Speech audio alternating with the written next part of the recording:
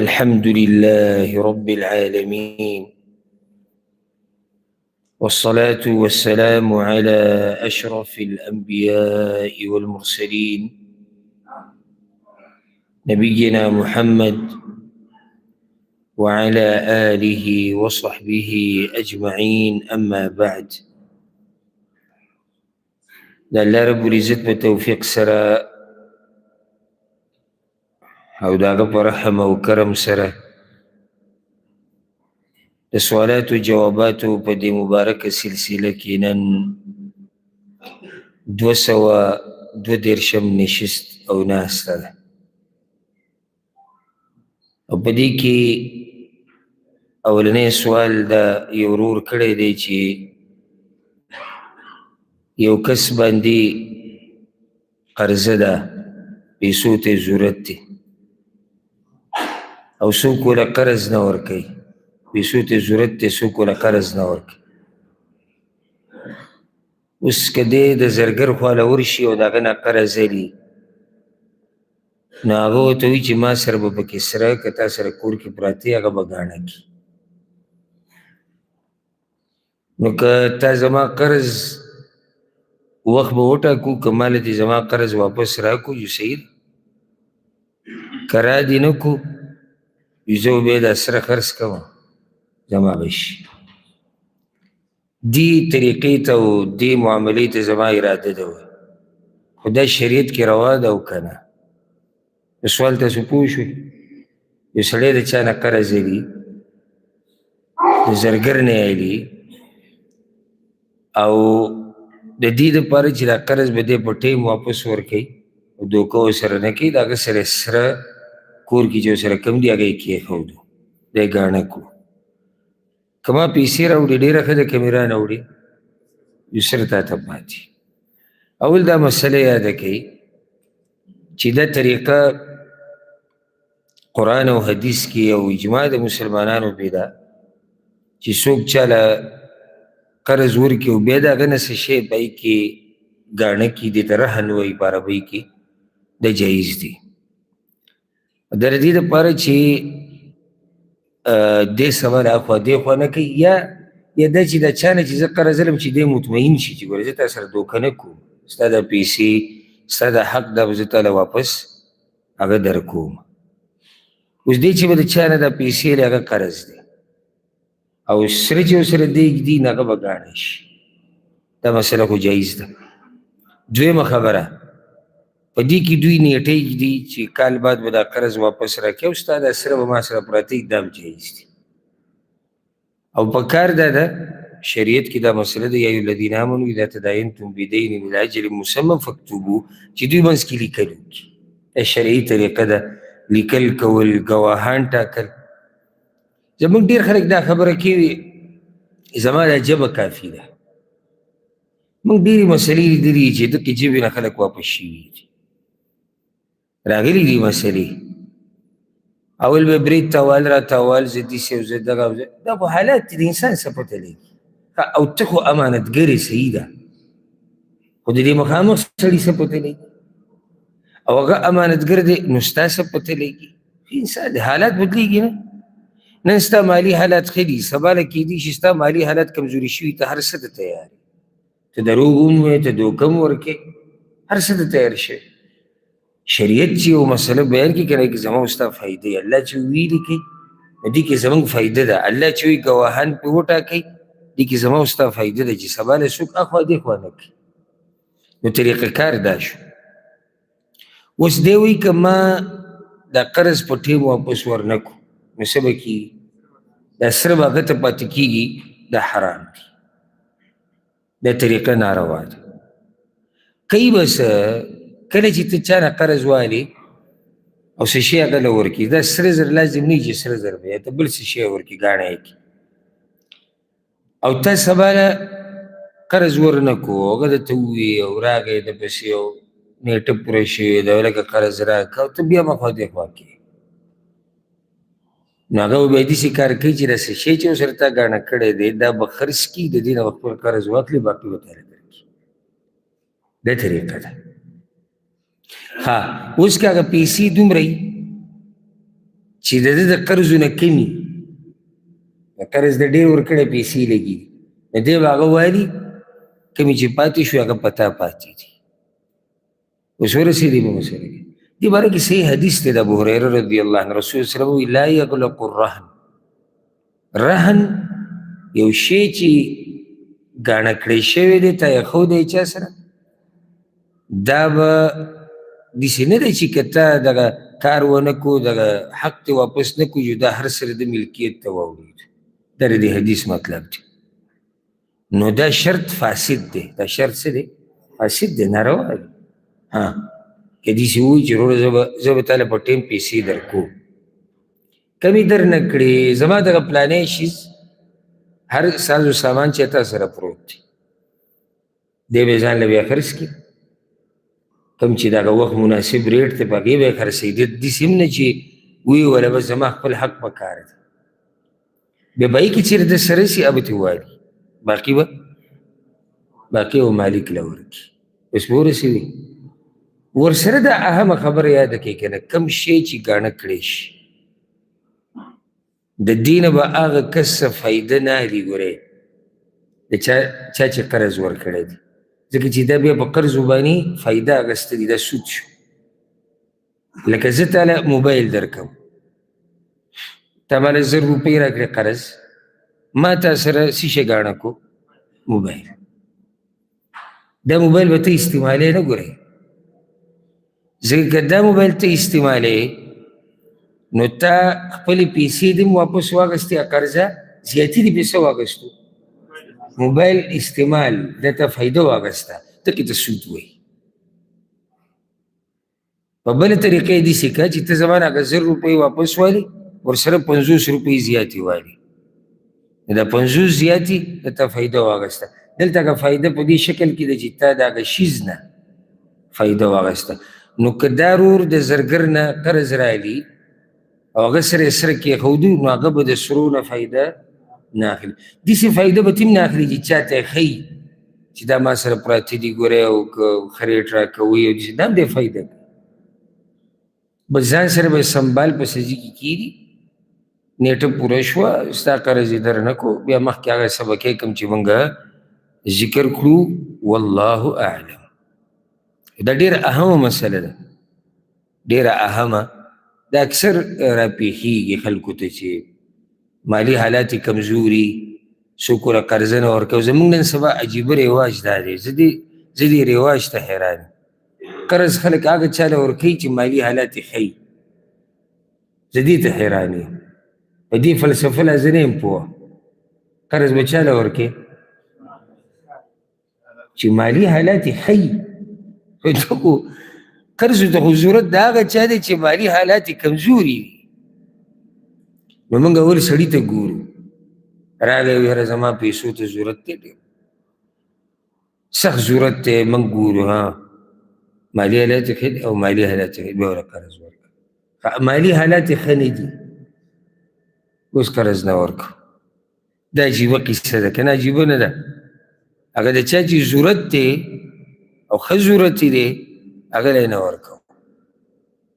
ښه دی به یې سبا له څنګه راکوي نو ګوره دا خو دنیا د طریقه داسې روانه ده چې سړی بیا په تګ و دو کي چې مسلمان سړی امانتګري هغه به لازم کوشش کوي ستا دا قرضه به تاله واپس درکوي الا یو سړی په دوکو دړکو مشهور دی جدا مسله ده خو چې مسلمان تا پسې راغی حالات یې کمزوري دي تا ته ما له قرض راکړه ستا ورسره سي دا لوی عبادت دی دله قرض ورکول څنګه به یې واپس راکوي او د ده ځمکه نشته او د ده جایداد نشته او د ده کاروبار مزدوري به کوي څه چل به کوي چا نه به قرض راوړي تا نه به خو تاله به یې درکوي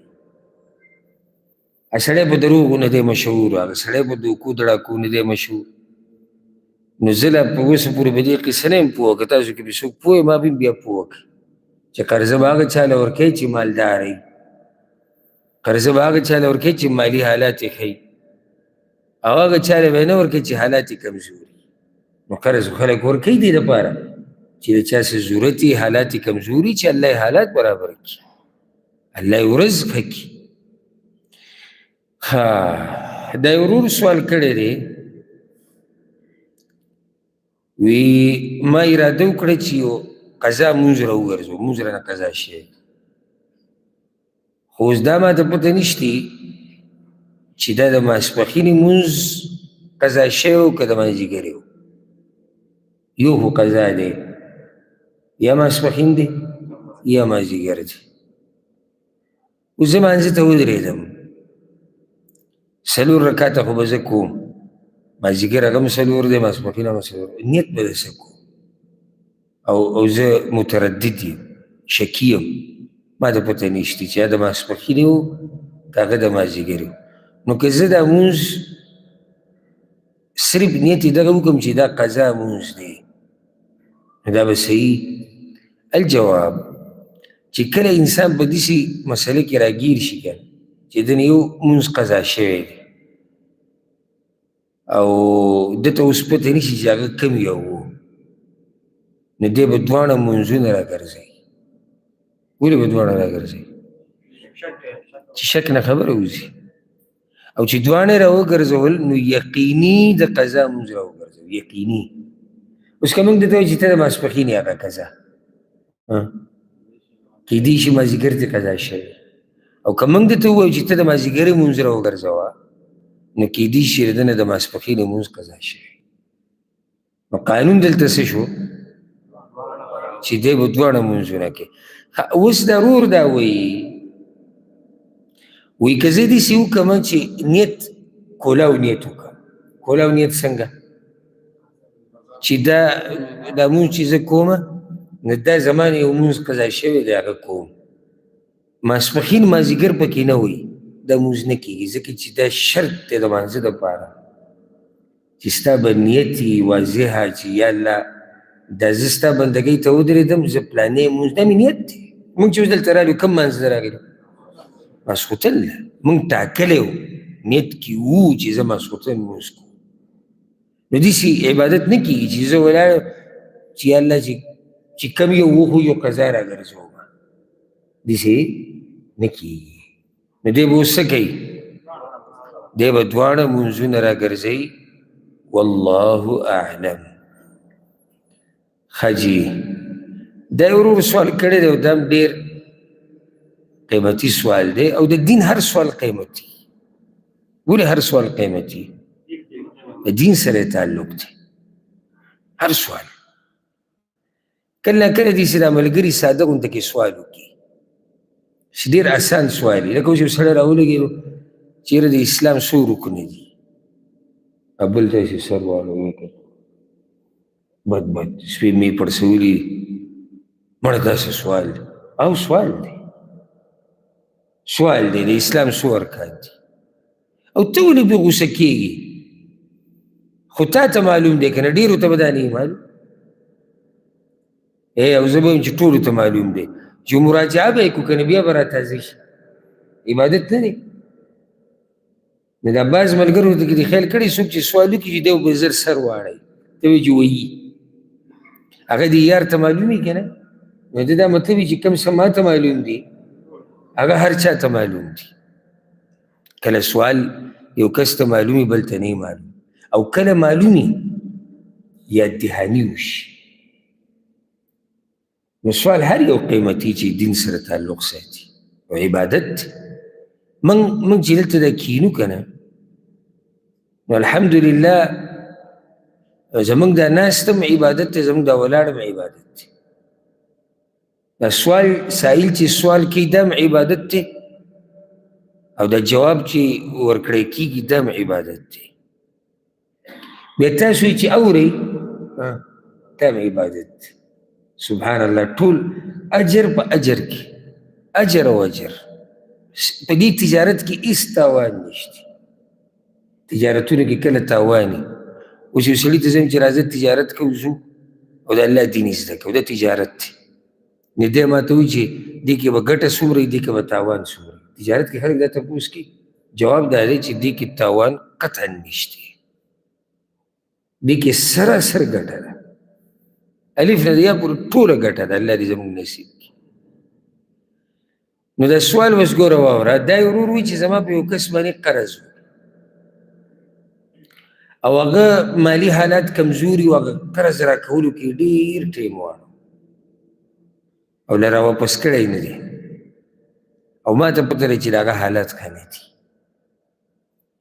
نو ما ورته غږ اوږده کړ، هر څه مې لیدو. بیا مې یو ورځ دا ووایي چې یا الله په زړه کې مې وایي چې یا الله ته ګواه شه، یا د ځان سره مې ووایي چې یا الله ته ګواه شه چې ما ستا د رضا دپاره دته دا قرض معاف کړی، نو ته ما وبخه او په ما رحم وکړه، یعنې دې دپاره. او دې کس ته مې څه نه وویلي چې ما تا ته قرض معاف کړی. اوس زه غواړم چې ده ته ووایم چې دا قرض راکړه. ویلی شم ورته که نه. دې نه مخکې چې جواب ورکړو، ګوره دا دین یوازې دا نه چې تا لنډي صورتونه ویلي دي، دې بعضو ته چې دا سورة الکوثر یاد شي که نه، یا قل هو الله احد، بس ته به وایي چې دی د امام ذهبي رواره دی، پکې چې 2 سورتونه ورته یاد دي. دین د علماو پکې ګیرې سپینې شي او ملا یې ټیټه شي او عمر یې د 100 کالو نه ووړي او لږ څه ورته یاد دي، ډېر ورته لا بیا هم نه یې معلوم. دا د الله طریقه ده چې علم یې چا له پوره نه دی ورکړی. وما اوتیتم من العلم الا قلیلا. دین کې ډېرې ناشنا مسلې دي. اوس دا مسله ده، ته څه جواب به ورکړې؟ اوس که ته دا حل ګورې د قرآن په آخري لنډو صورتونو کې شتي، هغه بل وایي زه ماسخوتن نه بعد د استاد جي سره لفظي ترجمې ته کښېنم، دا مسله پکې شتي؟ یا ما سره د اردو یو کتابچه پرته ده، رساله، مجله، زه خو هغه هم ګورم، یا موږ ګش مش کوو تبلیغ کې وزو، دا مسله به کوم ځای کې را پیدا کړي؟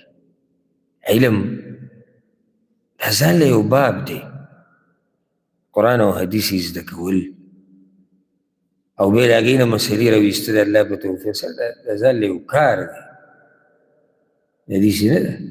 بعضو دا مطلب یې که نه، او وایي هم دا خبره موږ اورېدلې ده د بعضو، یاره وایي دا علما ښه پارېږئ، علما څه ښه پارېږئ. لکه اوس زمونږ دې ته وګوره، چې اوس ما یو سړی به یادوي، وایي چې زمونږ دې ته وګوره، د څه کار یې؟ کرسۍ باندې کښېنو، د دې مسلې جواب دا دی او دې جواب دا دی، ښه پارېږئ دي. ښه صرف د دې نه لوی غټ کار بل شتي نه، د دې نه بل غټ کار څه دی چې سړی قرآن او حدیث نه د امت د مسایلو جواب راوباسي، او قرآن او حدیث نه مسایل او قرآن او حدیث نه دین بیان او هغې کې لیکل کوي، هغې کې سوچ کوي، کې فکر کوي، ته نور کار څه ته؟ کار خدا دی. د دنیا چې څومره کارونه دا ټول ډېر اسان دي. زما په ذهن کې خو داسې نقشه دی، ټول ډېر اسان دي. لکه اوس ما ته یو سړی وایي چې کار کوو، څه کار دی؟ کار دا دی چې ته به دفتر ته سهار راځي 9 بجو نه او د 4 بجو پورې مازدیګره پورې ډیوټي ده. دا څه کار دی؟ خو واضحه کار دی. ته به دلته کښېنې، کس به راځي، ته به کمپیوټر کې یا دا کار کوي، یا به دا لیکل کوي، یا به دا قصه کوي، او بیا 4 بجې شو بیا غاړې ته واچوه. دا څه کار شو؟ سعودي د زره څه کار نه دی. کار خو دا دی چې ته د ذهن دې چلیږي پکې، زړه، سوچ، فکر، د الله نه پکې یره ده چې یاره که ګډوډ شوم دې زه ذمهوار یم، او د دین مسلو کې خبرې کول دا ډېر ګران کار دی. الله دې موږ ټولو ته اسان کړي. اوس د دې مسلې به څه جواب ورکړې؟ دا ورور وایي چې ما یو پیر وایي چې ما دې معاف کړی، خو هغه ته یې نه دي ویلي، دا د ده او د الله په منځ کې ده. یا الله معاف کړی مې ستا دپاره، او ته ګواه شه، الفاظ ته ګواه شه او ما وبخه، یعنې د دې کار د برکته ما وبخه. اوس وایي نه، زما دا قرض به راکوي. نو زه بیا واپس کېدی شم او که نه؟ الجواب، که چېرته دا خبره په زړه کې او ده پرې تلفظ نه یې کړی، لکه هسې زړه کې داسې تیر شو چې دا سړی ما معاف کړی، نو دی دا قرض بیا غوښتی شي. وایي زه کې چې لا څه ویلي نه دي. او رب العزت یو احسان د دې امت سره دا کړی دی. رسول صلی الله علیه وسلم ان الله تجاوز عن امتی ما حدثت به انفسها. الله رب العزت زما امت ته هغه خبرې معاف کړي دي کومې چې د دوی په زړونو کې او نفسونو کې اوري راوړي په دې نه رانیسي که چېرته الله په دې رانیوکه ولی څومره به ګرانه وي ما لم تعمل او تتکلم چې څو پورې پې عمل نه یې کړی او خبره یې نه یې کړي الله یې نه رانیسي خو چې خبره دې وکړه بیا خو دې الله رانیسي عمل دې وکړو بیا دې الله رانیسي صحیح شو اولنۍ مسله دا شو دویمه دا خبره یاده کړئ د یو سړی دی د هغه په بل باندې قرض دی او دا قرض یې ساقط کو چې ما دې ساقط مطلب څه دی ما وبخو ما د خپل حق دته معاف کړی دی وی اوس دې بیا واپس کیدی شي او که نه زما قرض راکړه اکثر دا واړه چې یو بل سره لوبې کوي که نه موږ ټولو باندې دا کیسه راغلې ده نو د یو دی بل ته وایي دا ته ووایه 2 ریاله ستا شو 2 روپۍ ستا لږ خبرې واورې راوړې راکړه بیا یې ته واپس وایي نو بعض داسې کولی شي چې تا ته وایي چې قرضه مې معاف کړې سبا له بیا راغلی چې راکړه یا معاف کړې مې ده خو نیک به وشي که لږ کوږ وږ شو نو بیا درته وایم قرضه واپس راکړه اوس دا واپس اخیستی شي که نه جواب یاده که دا مسله که چېرته دغه کس ناسي د چا له چې قرضه ورکړې ده او د دائن ورته ووایي د چا چې قرضه ورکړې ده دواړه ناست دي چې ما تا ته قرض معاف کړی دی یا داسې نور چې کوم الفاظ په دې دلالت کوي او هغه ورته وایي صحیح ده نو دا قرض خو په اتفاق د امت او د علماو ختم شو دی ورته واپس کیدی نه شي ولې نه شي واپس کیدی بس ختم اتفاق وشو دواړه ناست دي اتفاق وشو ښه هغه سړی نشتي بل صورت د مسلې دا دی په چا چې قرض دی هغه نشتي او دوی دته ما قرض معاف کړی دی دا واپس کیدی شي او که نه نو دې کې هم تحقیقي قول دا دی چې دی واپس کیدی نه شي ولې زه تاسو په یو ډېره اهمه نقطه پوه کړو یو حق ساقط کول دي ختمول دي یو چاله څه شی ورکول دي ملکیت ته اړول دي زما دې خبره کې سوچ کوه زه تا ته وایم پلانیه دا قلم دا ما تاله درکړی دی ته ویې راکړه ما واغېستو دا اوس ما د خپل ملکیت نه تا ته واړو یو دا دی یو په تا باندې زما حق دی او زه وایم چې دا حق ما ختم کړی دی حق ما ختم کو چې یو شی ته ساقط کو ختم دی کو نو واپس کېږي ورته څنګه یا به دې مسله تاسو ونه رسېږي پوه به شوي دا قرض یو حق دی قرض حق دی تا چې دله دا خپلې پیسې ورکړي ستا په ده حق دی دی به ستا دا پیسې واپس درکړي تا ورته په خپله ووایي هغه و یا نه و خو تا ووایي چې ما دا حق ختم کړی دی نو چې یو پیر د حق ختم کو نو بیا ته واپس څنګه راځي پوه پې شوې که نه او بیا دې ورور ته خصوصا دا وایو چې تا خو خبره ښه یقیني کړه او تاکید دې په څه باندې وکړو چې یالله ته ګواه شوې چې رب دې ګواه کړو بیا څنګه واپس کېږي او دویمه دا چې بیا دې د ده دا معاف کول دي یو وسیله وګرځول الله ته دې وسیله کړه چې یالله عزیز راسې وبخه څنګه واپس کېږي دا په خپل حق ساقط دی ختم دی کو چې ختم دی کو نو بیا څنګه واپس کېږي یو خبره ختمه شو الا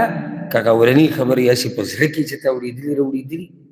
نو دغې کې دی واپس کېدی شي ځکه چې لا خبره یې کړې نه ده او نه یې بې عمل کړی دی پوه به شوئ که نه ښه دا یو ورور سوال کړی دی زما زړه ته یو سوال راځي اکثر وی ملګري یا ښځه خاوند یا پلار او بچې کله داسې دعا وکړي یاره وایي الله دې موږ ته دې الله دې یو بل مرګ نه ښایي دعا دا ده موږ ته دې الله دې یو بل نو څه مطلب شو چې د یو بل مرګ نه وي نو څه مطلب شو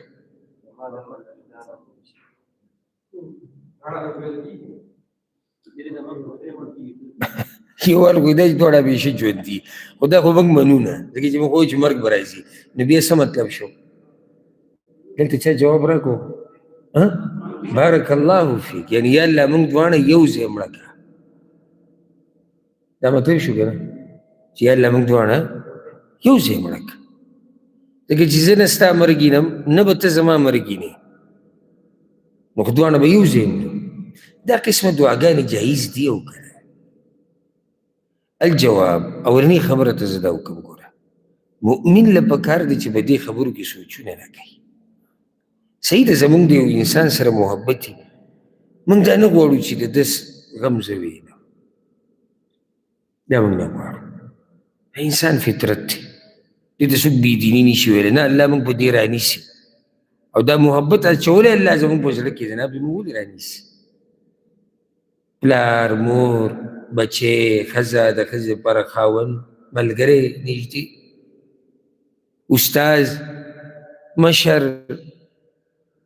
نور داسې قدرمند په ژوند کې چې سړی چې رمانه د مرګ ونه لیدی. ځکه چې په دې کې ډېر سوچ نه دی پکار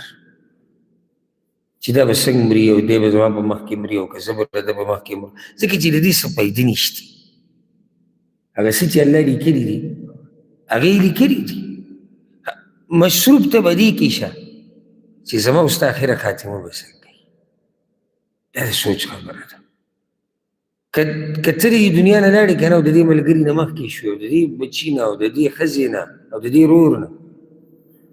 او ته دینداره وې او الله د ناراضي تا ګټلې، او دا ته چې پې مینې خپلوانو کې او ملګرو کې څوک دی او د هغه غم ته لیدنه غواړي او هغه غم راغی ستا په ژوند کې راضي وه. دا اوس موږ ناست یو که نه، دا یقیني ده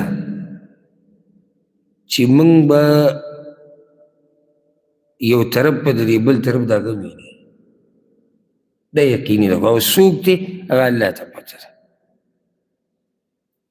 خو که چېرته دغه مخامخ سړی ده چې موږ نه غواړو چې د ده غم وینو او هغه زموږ نه مخکې شو او دیندار او الله ترې راضي و، نو د ده په دې تلو کې خیر و که شر؟ خیر و. او خو د دې ژوند نه لاړ ښایسته ژوند ده، لاړ د الله د نعمتونو طرف ته، د یو داسې رب طرف ته چې هغه ترې راضي دی، د ښه اوچتو مرتبو ته لاړ. نو په دې کې مصروفه کېده نه دي پکار. لکه تاسو ته ما یو پیر دا روایت ذکر کړی یم، کله چې رسول صلی الله علیه وسلم واورېدو چې ام حبیبه رضی الله عنها د رسول صلی الله علیه وسلم بیبي، هغې سوال کو ام حبیبه یا الله زما دې خاوند له اوږد ژوند ورکړه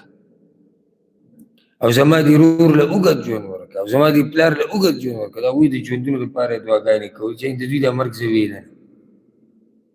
نو خاوند هم ګرانه رشته ده او قدرمنه، پلار، رور. رسول الله صلی الله علیه وسلم چې کله واورېدو وایي قد سألت الله لآجال مضروبه وأیام معدوده وارزاق مقسومه. ته د الله نه داسې څه مبارک سوالونه کوي چې هغه تقسیم شي، هغې فیصله شوې ده، هغې قصه ختمه شوې ده. که د دې په ځای ته الله ته سوال کړی چې یا الله د جهنم د عذاب نه مې وساتې، د قبر د عذاب نه، کان خیرا و افضل، دا به دې نه غوره و. څومره ښایسته طریقې ورته وښوه. دا حدیث په صحیح مسلم کې دی. که زه دا وایم که نه چې مثال یا الله زما دې رور له اوږد ژوند ورکړه چې زما په مخ کې مړ نه شي، یو زه دا دعا کوم. او که زه بله دعا داسې وکړم چې یا الله زما دې رور له جنت ورکړه او ته ترې راضي شي او د ده اخره خاتمه په ایمان کې، کوم یو قیمت چې دا جنت وله ورکړه. ځکه چې که دا ستا دا رور، ستا دا ملګری، ستا دا خپل په دې دنیا کې یو څو کلونه تیر کړي، ډېر لږ عمر، او لاړ شي جنت ته، څومره خوشقسمت دی. او د ده دې 1000 کاله عمر شي او دی جهنمي، څومره بدبخته دی. پوه به شوې؟ ها ضرور و چې دا قسمه دعا غوښته څنګه دي، نو ناروا نه دي. دا مسله ده چې موږ له پکار چې هره خبره واضح کړو، ناروا نه دي. چې یا الله ما او پلانې یو ځای مړه کړه، یو که سوال کوي یا الله ما او پلانې یو ځای مړه کړه، یا الله موږ ته د یو بل غم مه ښایه، روا دی. سړی ما ته وایي چې څنګه روا دی؟ نو زه دا وایم چې دا کار ممکن دی که نه، کیدی شي که نشي کیدی؟ کیدی شي. معنی دی داسې څه نه غواړي چې هغه نشي کیدی. خیال دې دی که نه؟ دویمه خبره، ده په تقدیر باندې څه اعتراض کړی دی؟ نو هېڅ نه دي ویلي. نه یې په الله اعتراض کړی دی، نه یې نوره څه ګډه وډه خبره کړې چې د شریعت خلاف ده. یو خبره وکړه چې یا الله موږ ته د یو بل غم مه ښایه، یا موږ یو ځای مړه کړه، او دا کار کیدی شي او الله قادر دی په هر څه باندې. نو دا سوال روا دی، او دا قسمه سوالونه نه کول غوره دي. خلاصه د مسلې دا شو، روا دی نه کول غوره دي. د دې په ځای نور ډېرې ښایسته دعاګانې دي چې هغه انسان وغواړي د الله نه، نو الله به وله ډېر څه د هغې په ځای ورکړي. ښه، د یو ورور سوال کړی دی، وی د ورځې د جمعې د ورځې چې دي کې بارانونه او اسمان کې دا ګړزا او برېښنا ډېرې، نو یو کس راته دا ذکر وښو چې کله وي اسمان کې برېښنا ویني نو ته به دغه آیت وایې هو الذي یریکم البرق خوفا وطمعا. دا آیت وایې، ته صحیح دي که غلطي؟ جواب د دې مسلې، دا ګړزا چې انسان واوري نو صحیح سند سره یو ذکر نقل دی د عبدالله بن زبیر رضی الله عنهما نه چې انسان به وایي سبحان الذي يسبح الرعد بحمده والملائكة من خيفته. دا ویل ثابت دی. هر چې د برېښنا سره د آیت ویل هو الذي يريكم البرق خوفا وطمعا، دا نه دی ثابت. د آیت ترجمه څه ده؟ الله هغه ذات ته چې تاسو ته ښیي برېښنا د څه دپاره؟ چې تاسو ویرېږئ د الله نه او ستاسو تمه پیدا شي. تمه د څه؟ تمه د باران. اوس موږ دا وایو که چېرته څوک یعنې صدفتن یې داسې وکړو کله ناکله، لکه روانو په لاره باندې او دا برېښنا یې ولید او سم د هر څه رڼا شو، وي بس د خولې نه یې دغه آیت راغی هو الذي یریکم البرق خوفا وطمعا. نو دا اوس روا دي که ناروا دي؟ روا دي. خو چې کله انسان د دې نه عادت جوړ کړي چې لکه دا یو ذکر دی او ثابت دی او پیغمبر ویلی چې دې ټیم کې به وی، بیا د بدعت ته ځکه چې د دې څه اصل نشته. د چې کله ناکله کوو نو موږ ورته څه نه وي، د چې کله ناکله دا کار کوو نو موږ ورته څه نه وي. موږ ورته ولې څه نه وي؟ نه، ځکه چې ده دا نه ګڼله چې دا یو ذکر دی او ثابت دی او دلته به یې وی. نه، داسې نه دي ویلي. لکه اوس یو سړی دی اسمان ته وکتو، د الله قدرت ورته رایاد شو، یو آیت یې په هغه آیتونو کې ووایي چې هغې کې د اسمان د عظمت تذکره ده. روا دي که نه روا؟ روا دي. یو سړی ته دا وایي چې کله اسمان ته ګوري نو دا آیت به وایي. دا خبره اوس غلطه ده. ولې غلطه ده؟ ځکه چې ته د دې نه مستقل یو ذکر جوړې چې دا دلته ثابت دی او دا ثابت نه دی. هو الذي يريكم البرق خوفا وطمعا، دا آیت ډېر اوچته معنی پکې پرته ده، د سوچ خبره ده، د فکر. که کله یې سړی ووایي یا داسې ویې او دا ملګري پې پوه وکړي چې وګوره الله دا خبره کړې ده، نو په دې تا څوک نه ملامته کوي. که چېرته خبره اخوا واوړې ده چې مولوي صاحب ویلي چې دا ذکر دی، بزرګانو دا ذکر موږ ته ښوولی دی، امیر صاحب لګیا بیان کې وایي چې دا به وی، نو بیا موږ وایو دا بدعت دی، ځکه چې د دې څه اصل نشته په شریعت کې، نه الله ویلي نه د الله رسول ویلي نه صحابه کرامو نه ثابت دی. والله اعلم. دا ډېر عجیبه سوال دی. وایي چې یو کس خپله ښځه طلاقه کړه، ډېر بد اخلاقه کس و، د هغه د ښځې ګزاره نه کېده او دا ښځه یې طلاقه کړه او 3 پیرې طلاقه شوه. نو 3 پیرې چې طلاقه شي بیا خو واپس کېدی نه شي، الا دا چې په خپله مرضۍ او د مشرانو په مرضۍ بل چا ته واده شي او هغه هم په خپله مرضۍ واده کړي او بیا د دوی منځ کې سرالي او هغه پرېښوده، ده بیا د زوړ خاوند ته راواپس کېدی شي. نو دا زنانه چې خاوند کله طلاقه کړه نو دې پلار مجبوره کوله چې ته بیا دې خاوند ته واپس شه لکه چې پښتو ده موږ دې ټکي هم تباه کړو اوس یو جنۍ ژوند نه تېرېږي یو خاوند بد اخلاقه دی 3 پیرې طلاق کړه پلار بیا ووایي نه ته ورته څه شه واپس کېدی خو نه شي خو زموږ په ملکونو کې یو بله طریقه ده د واپس کېدو څه حلاله دا خباست او دوستوب به ورته زه وایم ډېر د احترام سره دا دوستوب هغه داسې چې دا سړی به راولېږي خپله ښځه به بوځي بل چا له چې ته دې سره شپه دوه تېرې کړه او زه به راته انتظار کوم او بیا یې راوله بعض لیکي ښه باقاعده نو ښځه خو حلاله شوه که نه کار خو وشو که نه او چې له بیا پې دیني لباس پروت یو هغه دا خباستونه بیانوي ښه پلار دا جنۍ مجبوره کړه چې ته به دې خاوند ته واپس کېدو لار چې هغه حلاله ده دوی بیا په پهلوانو کې یو هلک وکتو چې ده ته به ته ده خو هله به ورشي څه وخت به ورسره تېر کړي بیا به ته ده ته راواپس شو صحیح شو ښځه غریبه یې بوتله د دغه بل هلک ته واده کړه او دوی یو بل سره اتفاق هم وکړو دا به یې ته پرېږدي او بیا به یې داسې او بیا به یې داسې پوره اتفاق وشو خو دا چې کله وایي د دویم کور ته ورراځي یوه قصه ده هغه هلک ډېر ښه هلک و ډېر قدرمن سړی و نو دا زنانه د هغه نه متاثره شو ځکه چې دې خوا زوړ چې کوم لیدلی د هغه هسه و دا به بد اخلاقه بدتمیزه و دا ډېر دروند سړی دی اخلاقي دی او هغه هم خوشحاله دا هم خوشحاله اوس دوی غواړي چې د یو بل سره ژوند تېر کړي واپس کېدنه غواړي او هغه ورته به انتظار دی پلار هم ټلیفون کوي اپوخانې صاحب چې د هغه هم په انتظار ناست دی دوی ځان غلی کړی دا هغه مسله ده نو اوس څه چل وکړو داسې پاتې شو که نه طلاق والو بیا نکاح وکړو څه چل وکړو دا بیا که زما خبره به رایادې شي تاسو ته څه دې چې کومه خبره ذهن ته راځي علم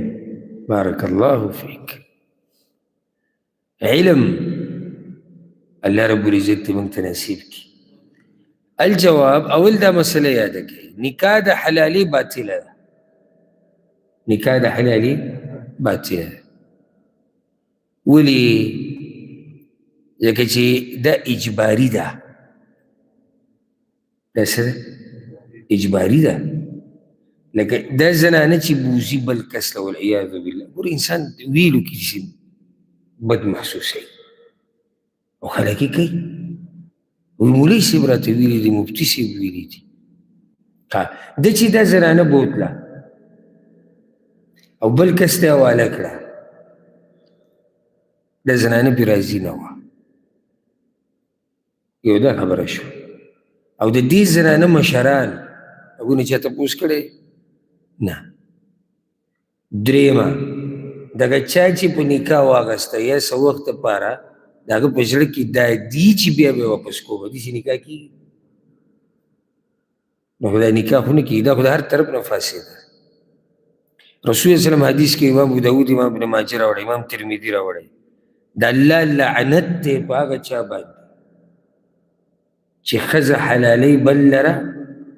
او په هغه چا باندې چې د چا دپاره چې حلاله کېږي په دواړو لعنت دی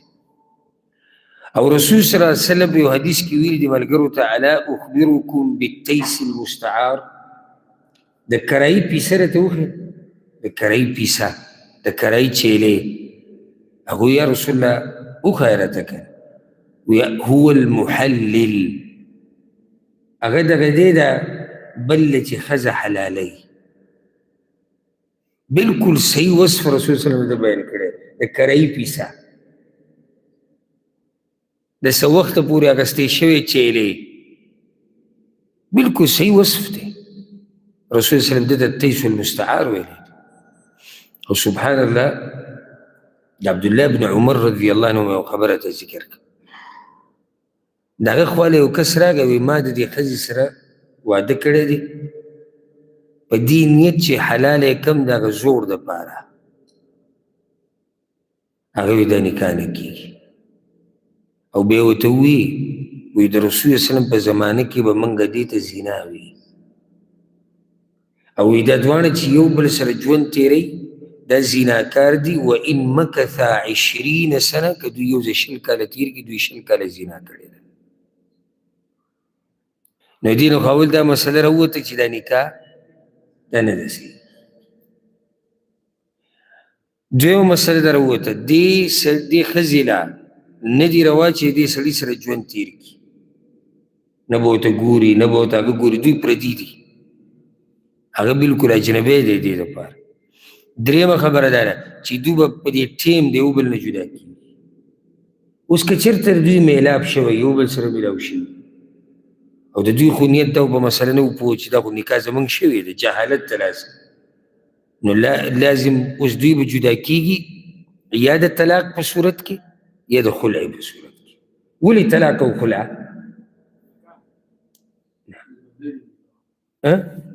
نکاح هغو په نیت کې خو هغوی نکاح کړې ده که نه نو ځکه مونږ وایو چې یا به دا سړی رالېږي دا ښځه به طلاقه کړي او یا به دا ښځه دې څه والي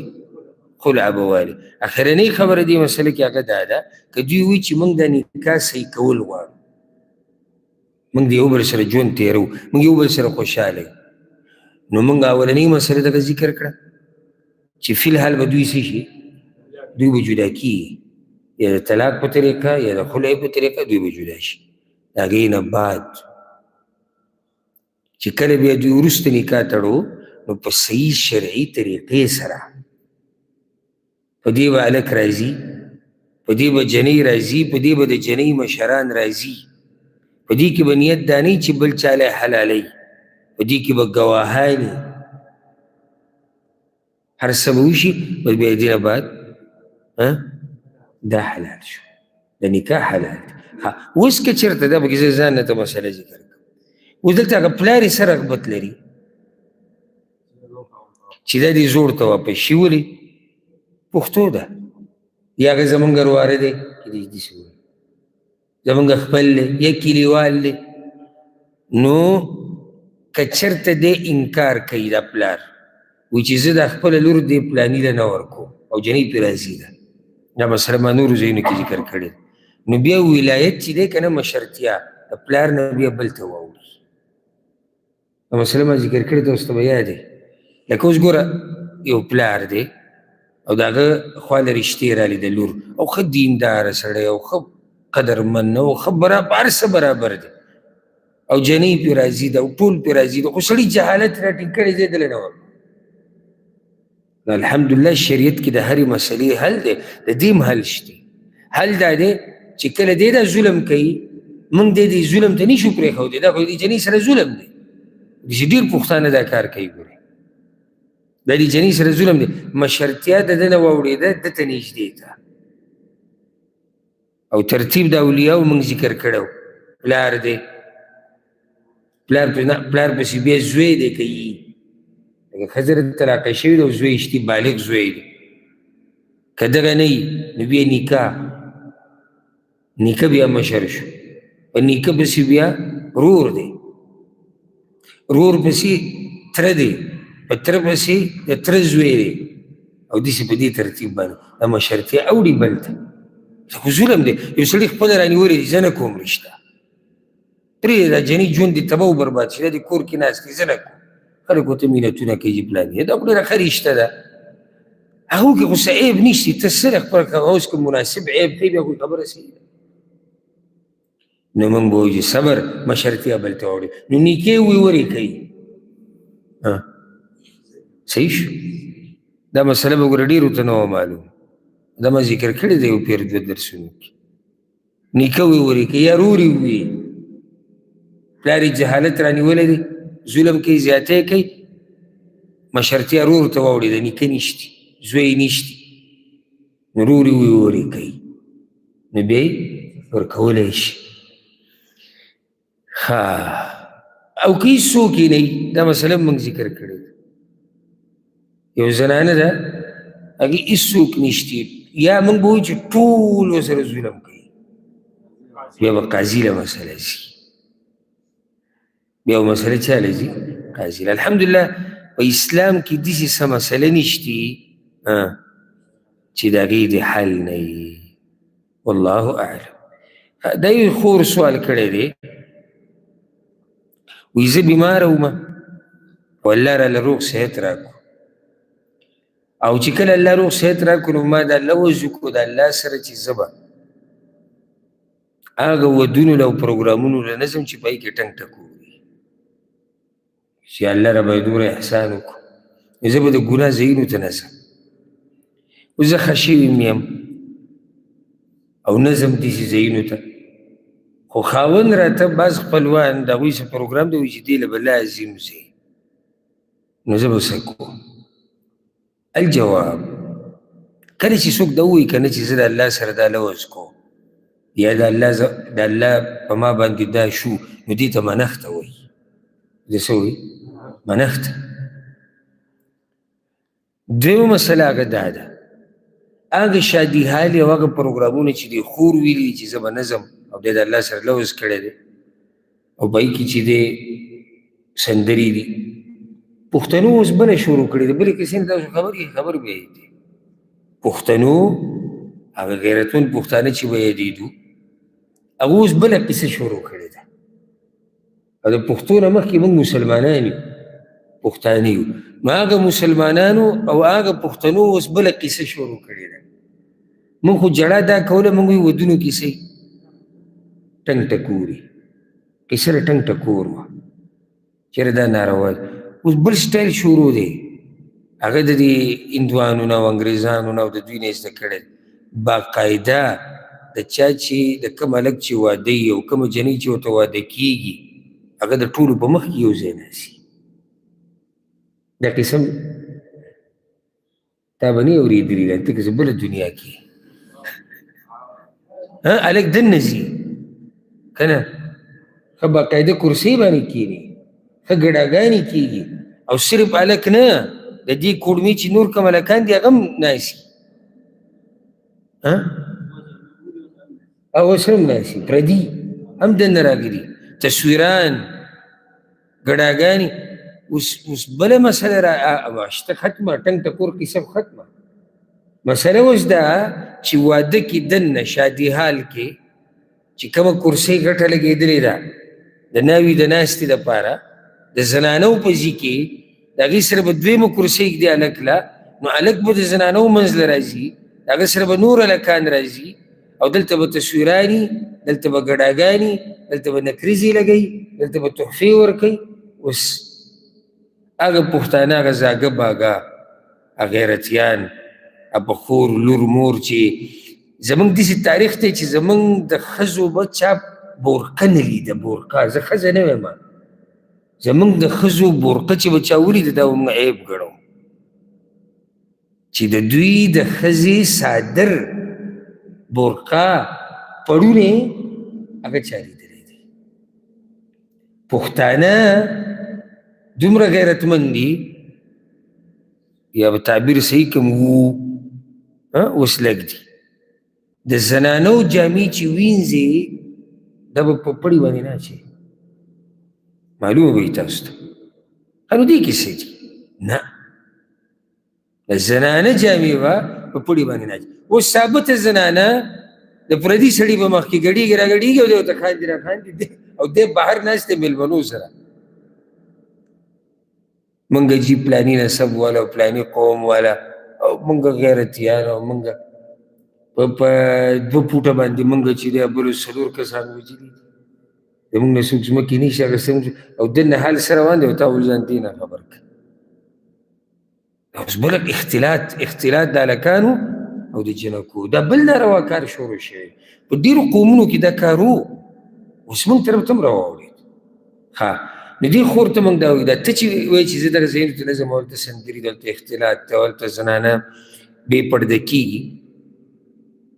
نو دې ته تله ناروا دي د دوو خبرو د لاسه د دې خور دپاره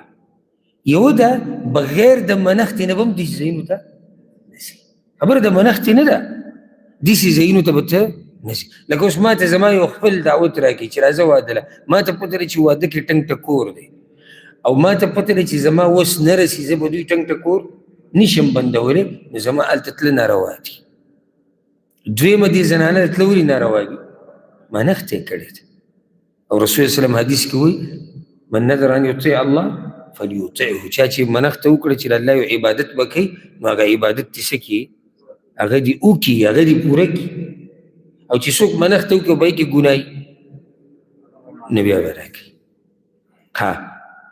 اوس که چېرته داسې وشي، ځه بل صورت د مسلې، یو ځای کې واده دی او واده په شادي حال کې دی، پروګرام دی، او هېڅ ناروا پکې څه نشتي، نو دې ته تله روا دي که نه روا؟ دې ته تله روا دي. ولې روا دي؟ څه ناروا پکې نشتي،